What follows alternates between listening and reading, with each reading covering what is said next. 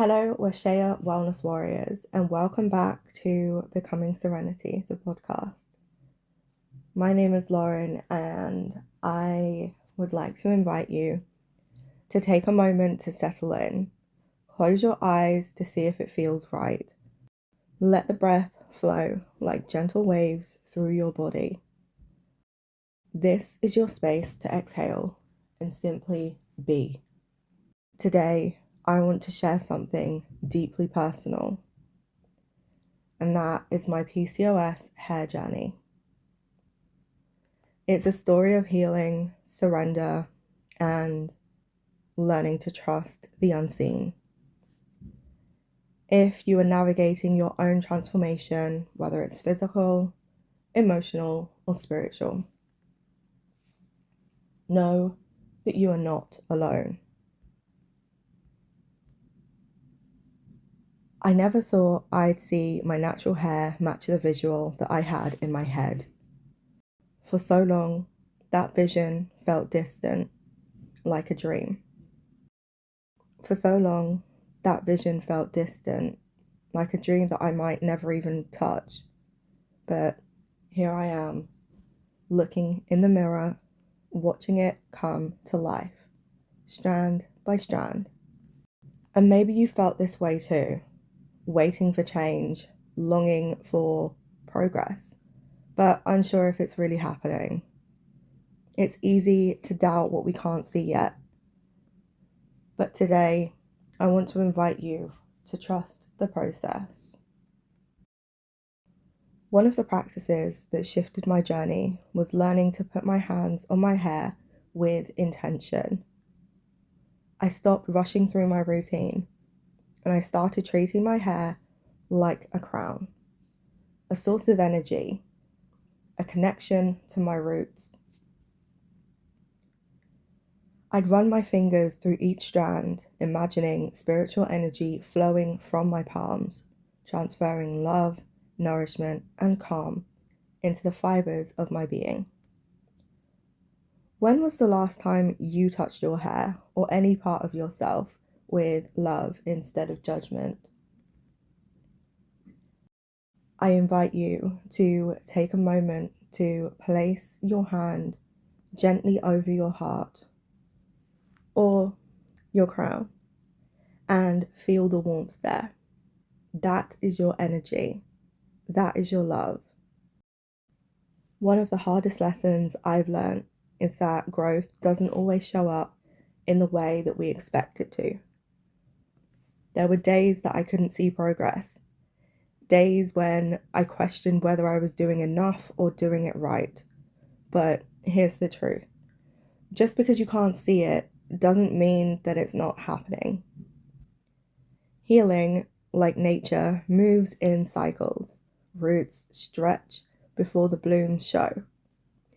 And the same is true for us. So if you are in a particular season where change feels invisible, hang on, breathe, be patient, because consistency is what is going to see you through these hard times.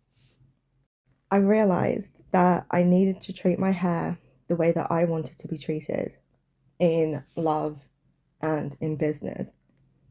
I stopped seeing it as a problem to fix and started to see it as a partnership to nurture and to deeply connect with. So, what if we treated ourselves with that same care? What if we approached our bodies, our mind, and our dreams as ways to connect with ourselves in more loving and in deeper ways? We're not projects. We are people. People with emotions, feelings, and connections to certain experiences. And there is something I need to share, a memory that has shaped this journey for me. Growing up, getting my hair done used to be painful, physically and emotionally. and I carried the weight of rushed intentions, really tender scalps, and always having tight braids and headaches from too much tension in my body for way too long. And it wasn't just my hair that hurt, it was my inner child longing for gentleness. So I had to go back and comfort her.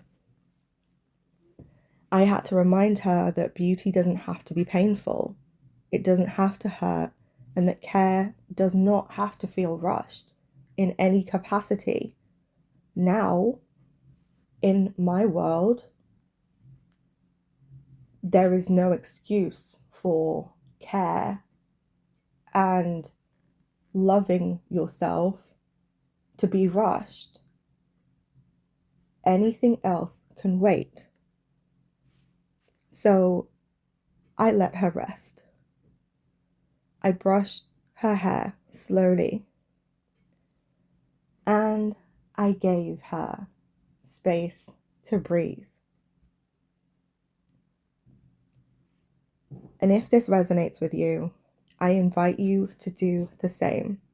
Whatever tension you're holding on to, whether it's in your body, with your habits, or your past, release it, allow it to unravel like a braid, and gently allow it to loosen.